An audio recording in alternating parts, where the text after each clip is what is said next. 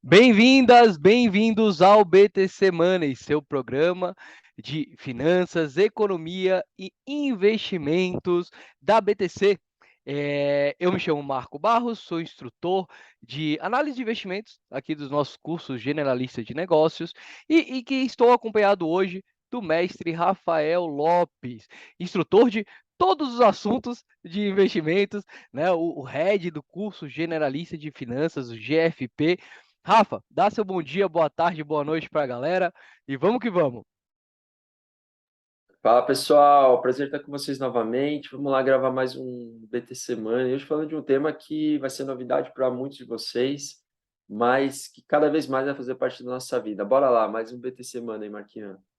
É isso aí, hoje a gente vai falar de investimentos lá fora, né? Investimentos no exterior, focando um pouquinho em renda fixa, né? Então, investimentos em renda fixa offshore, né? Lembrando a todos que o nosso curso GBP está com inscrições abertas. Lembrando também que esse episódio, né, ele vem com uma parceria muito grande da Nomad, né, que é justamente uma empresa cujo objetivo é ajudar a gente, brasileiros, a investir lá fora. Inclusive, se você tem interesse em abrir a sua conta na Nomad, utilizando o cupom BTC10, você garante 10 doletas, 10 dólares de cashback após a primeira remessa. Se essa primeira remessa for mandada 15 dias após a abertura da conta. Perfeito? Vamos começar então o nosso episódio de número 133, 133. Estamos ficando grande, hein, Rafa? Conta pra gente. Rafa, eu queria que você começasse o nosso programa falando um pouquinho do panorama, né, da gente, dos brasileiros em relação a investimentos lá fora, Rafa.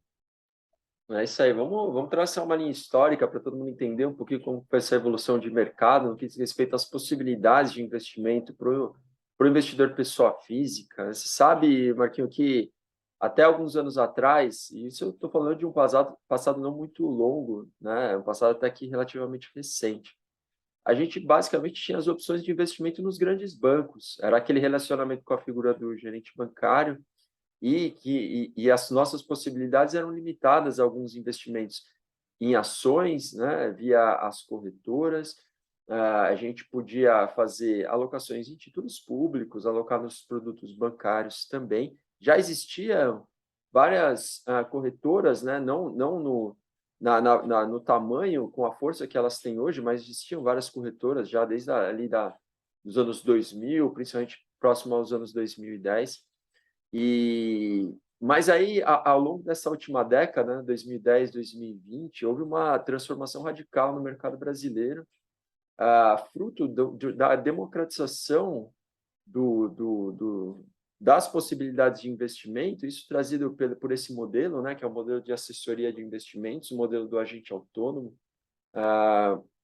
que nos permitiu então, ampliar muito a gama de investimentos, e aí passando por todos os universos, né?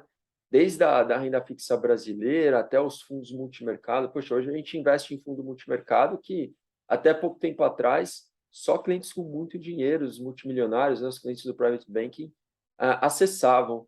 Então, esse foi um grande passo na democratização, acompanhado desse processo, a diminuição dos custos, né? Custo de abertura de uma conta, custo de transação. Muitas vezes a gente consegue fazer movimentações, por exemplo, num home broker, sem pagar nenhum centavo em absoluto de taxas de corretagem, portanto, ficou muito mais fácil de investir.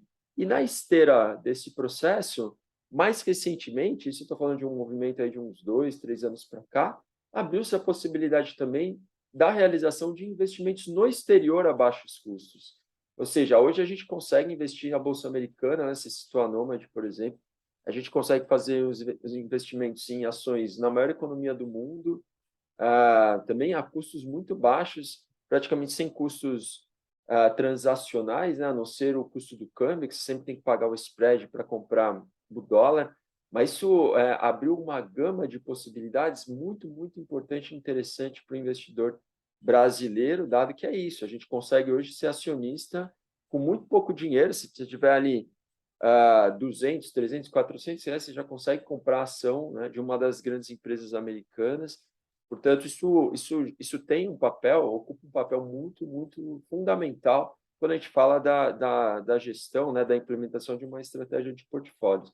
e mais recentemente ainda, num segundo movimento, agora, cada vez mais a possibilidade também de investimento em ativos de renda fixa offshore, ou seja, além das ações e ETFs, né, de renda fixa, que a gente já investia via bolsa, agora a gente consegue diretamente comprar alguns títulos de renda fixa no mercado offshore, o que é sensacional, uma coisa incrível, né? Sensacional, fantástico, e realmente deixa a gente contente, feliz aí com todas essas evoluções e possibilidades no nosso mercado, né? Possibilidades para nós, clientes, pessoa física. Excelente, Rafa, excelente. Eu lembro, assim, tipo, zero acesso quando eu comecei a trabalhar no mercado financeiro, cara, era só Bolsa Brasil, investimentos aqui no Brasil, e aí, aproveitando, né, que você contou um pouquinho da história, eu me inserindo nessa história, e de repente começou a surgir BDRs, né, que a gente aqui do Brasil compra uma ação lá fora, ETFs que replicam a ação lá fora, e aí, desses últimos 10 anos, surgiram até a possibilidade da gente literalmente não fazer a compra aqui no Brasil representando ativos lá fora, mas mandar o dinheiro lá para fora, literalmente. Né? E aí a gente já, inclusive, já falou em outros BTCs Money de comprar ETFs, ações. A gente tem um episódio muito legal sobre REITs, né? Que é como se fosse o fundo de investimento imobiliário lá do americano, né? Os Real Estate Investment Trusts. E agora vamos falar um pouquinho sobre a renda fixa, né? Essa oportunidade da gente investir em renda fixa.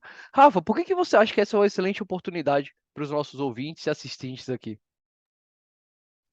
A gente, durante muito tempo, né, as taxas de juros nos mercados desenvolvidos se situaram em níveis muito, muito baixos.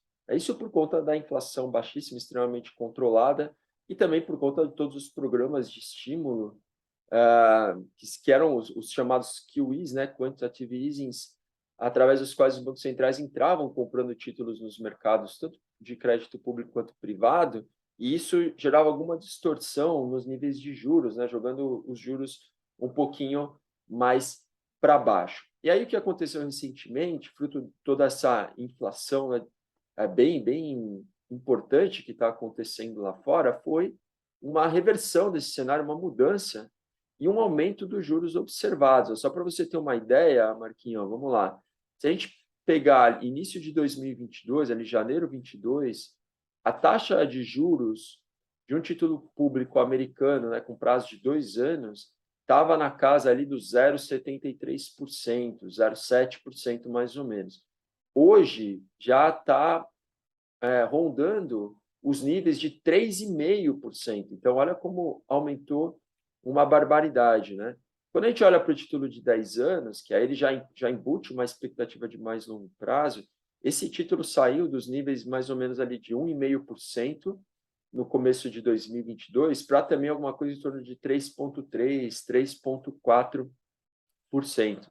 Você sabe que o título público ele é a referência de taxa para o crédito privado. Então, você sempre parte dessa referência para embutir um spread e precificar o título de crédito privado, que, em geral, então, tem um nível de juros mais alto do que esse observado nos títulos públicos. Né? Então, esse aumento das taxas de títulos públicos está se refletindo também em oportunidades de investimento em crédito privado offshore a taxas cada vez mais atrativas. E é muito importante notar, né, Marquinhos, que a gente tem que considerar que a inflação em dólar historicamente é muito mais baixa do que a inflação em reais. Então, por exemplo, se você faz um investimento num título, numa renda fixa americana, né, pegando uma taxa aí de 5% ao ano em dólar, supondo que a inflação em dólar historicamente, né, daqui para frente vai convergir para alguma coisa em torno de 2%, você está garantindo um retorno real por volta de 3% mais ou menos. Né?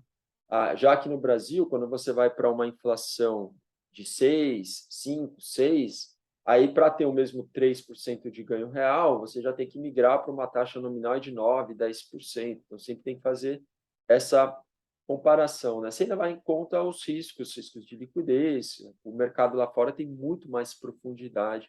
Então, você consegue minimizar muito vários fatores de risco que estão embutidos, né, nesse tipo de operação de compra de crédito privado.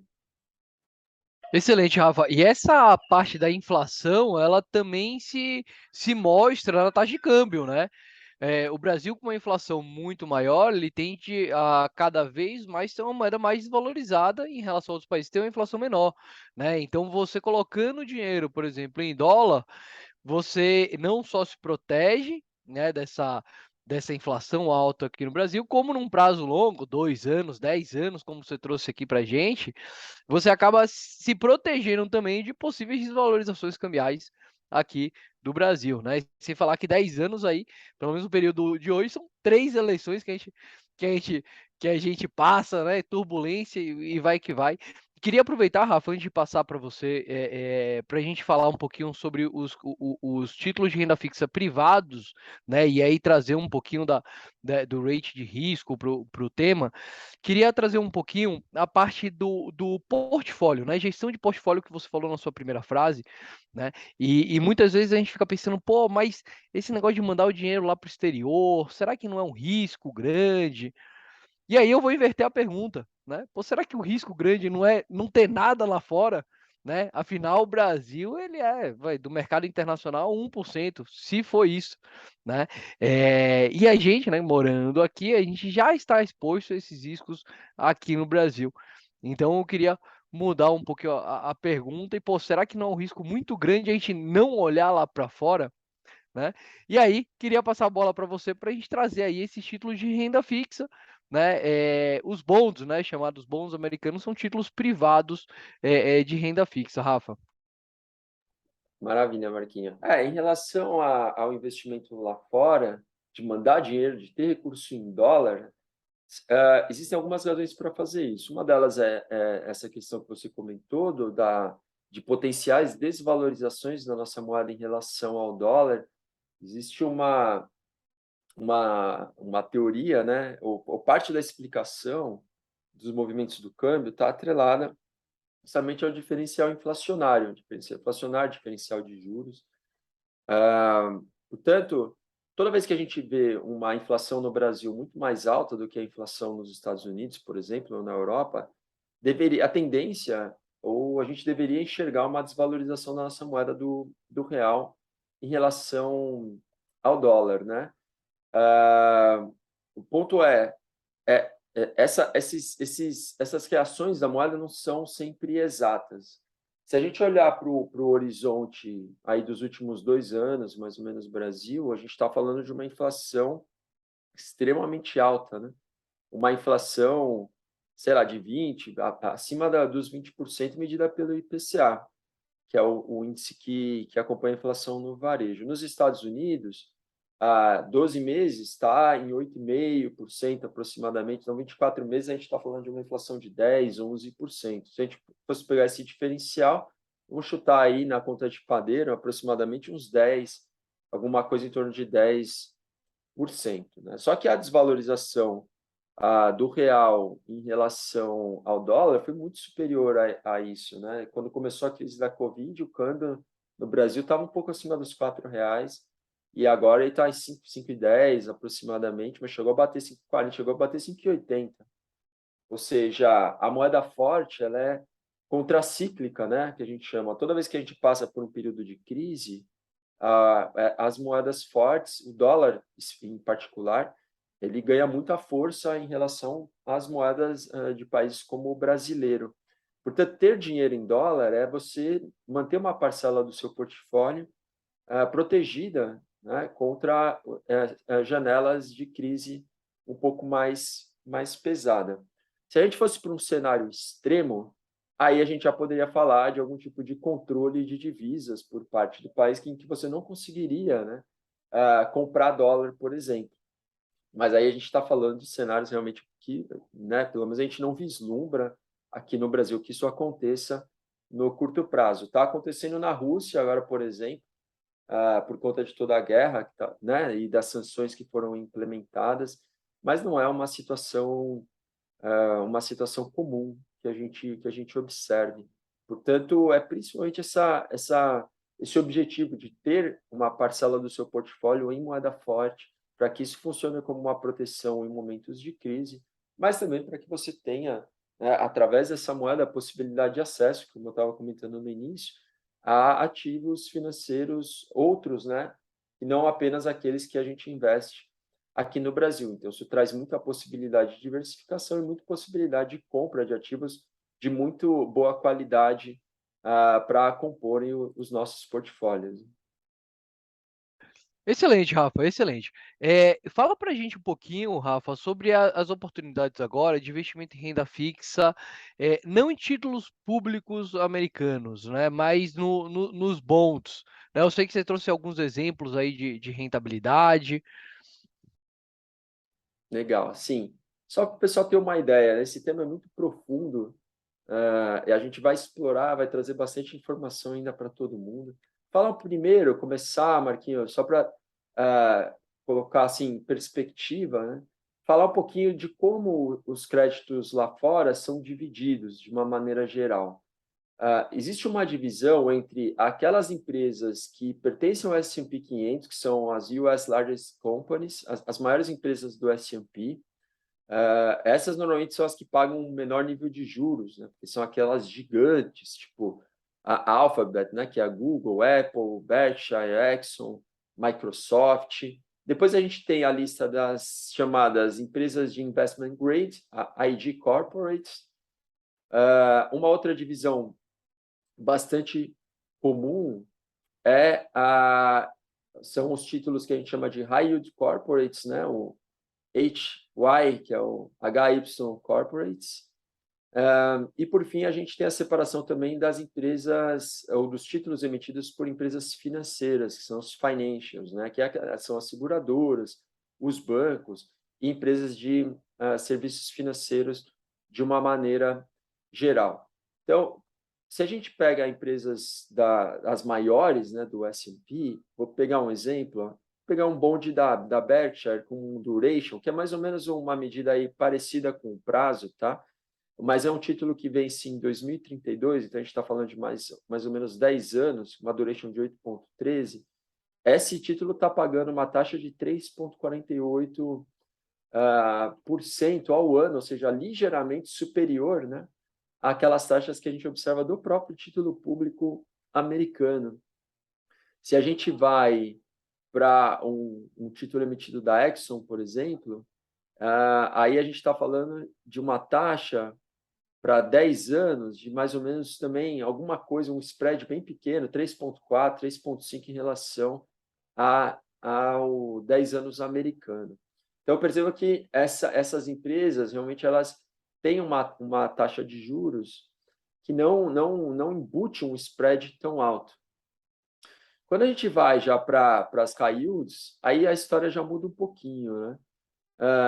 Para as empresas que são aquelas que têm um pouco mais de risco, aí o spread ainda não é tão alto, mas ele já vai com uma taxa de juros de remuneração de mais ou menos, sei lá, pegar um título da Starbucks de 10 anos, uns 4% aproximadamente, né? Ainda não é tão uma taxa tão atrativa, 4,10%. Mas já começa a ficar um pouquinho melhor para a perspectiva, né, de investimento em dólar. E pegar um exemplo aqui de uma empresa, uma financeira, né, o Bank of America, olhando para o prazo também de mais ou menos 10 anos, a gente está falando de uma taxa de 4,4, 4,5, tá?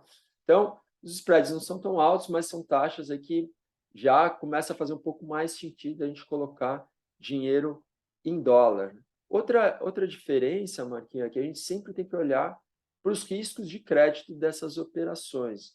Então, a gente faz uma divisão entre crédito subordinado, crédito júnior subordinado. A gente sempre tem que olhar para isso. Bom, mas a história boa mesmo é quando a gente vai para títulos de outras empresas que não as americanas, emitidos no mercado offshore, né? Olha lá, vamos pegar, sei lá, um exemplo de um bonde da Petrobras ou da Vale, que vence em 2036. A gente está falando de um bonde de mais ou menos uns 13, 14 anos de prazo, com um duration de 9,15.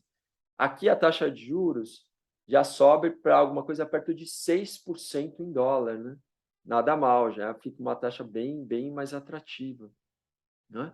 E aí, se a gente vai para o high yield de empresas não americanas, a gente consegue pegar bons já com uma taxa perto de 7% em um prazo mais longo, que é o caso, por exemplo, de empresas como a Natura. Olha lá, a Natura tem um bond de 2029 que está com uma taxa de remuneração entre 7,5% e 8%, que também é, né? Imagina investir a 7,5%, 8% em dólar, é realmente bastante atrativo. Então, muitas possibilidades de alocação nesses títulos de crédito privado, com esses fins, né, com essa finalidade de diversificação e boas taxas de juro em dólar. E é o que eu mencionei. A gente estava falando, né, com esse aumento dos juros no mercado lá fora, cada vez mais algumas opções atrativas e que a gente não enxergava antes. Mas tem muito mais coisa, Marquinhos. A gente vai falar em episódios futuros sobre os ETFs de renda fixa, a gente vai falar de muita coisa para o nosso ouvinte aqui ficar antenado e ficar de olho nas oportunidades de alocação na renda fixa em dólar, na renda fixa offshore. Excelente, que já estamos no episódio 133, temos assuntos aí até o episódio 200, pelo menos, né, Rafa? Muito bom, muito bom. Apesar de que, comparando com aqui no Brasil a taxa de juros, né? Então a gente tem taxa de juros básica aqui de curto prazo de quase 14%, né? Comparando com os Estados Unidos, lá a taxa básica de 4% para 10 anos, né? Parece até um absurdo, mas tem que considerar todos esses fatores, tem que considerar o câmbio em moeda forte. Queria deixar aqui para o pessoal, né, e já partindo para o final do programa, lembrar que nada aqui que a gente fala é uma recomendação de investimento. O objetivo aqui do nosso, do nosso programa é bater um papo, é discutir algumas questões para você aí que está ouvindo, assistindo a gente, tomar suas próprias decisões e aproveitar para falar sobre dois riscos que a gente tem quando a gente investe em renda fixa. Tá? O primeiro desses riscos ele é comum tanto para títulos públicos quanto títulos privados, tá? Que é, por exemplo, eu investi, Rafa, em títulos públicos americanos de renda fixa lá no começo do ano a 0,72%. E aí o que aconteceu? A taxa de juros subiu para 3,5%. Eu fico travado naquela taxa de juros mais baixa, né? Então existe sempre o risco dos juros continuar subindo, né? E aí daqui até o final do ano, por exemplo, em dezembro eles estão pagando em vez de 4%, eles pagam 7%, né? E você deixou e seu dinheiro fica travado lá naqueles 4% iniciais. E o segundo risco, que é bem tangente para os bonds, né, dos títulos privados, é você está emprestando para uma empresa, né? Se a empresa tiver dificuldades financeiras, talvez o retorno seja 0%. Não é isso, Rafa? Não 0%, mas dependendo da empresa, até menos 100%, né? Então existe sempre esse risco, é sempre importante a gente ficar de olho. Rafa, suas palavras finais aí, aproveita, manda um abraço para todos os ouvintes e o pessoal que está assistindo a gente também. Acho que é isso, né? O recado é que todos fiquem atentos a todas essas possibilidades, estudem, aprendam, né? A gente fala, a gente ensina muito isso nos nossos cursos, a gente está trazendo essa informação também para vocês aqui via o nosso podcast, mas a tendência é que cada vez mais esses mercados, as possibilidades se expandam, então realmente a gente tem que ficar de olho em tudo aquilo que são boas oportunidades para os nossos portfólios, né? Grande abraço, pessoal. Obrigado e até o nosso próximo encontro. Valeu. Muito obrigado a você que assistiu, ouviu até agora e até o próximo BTC Money.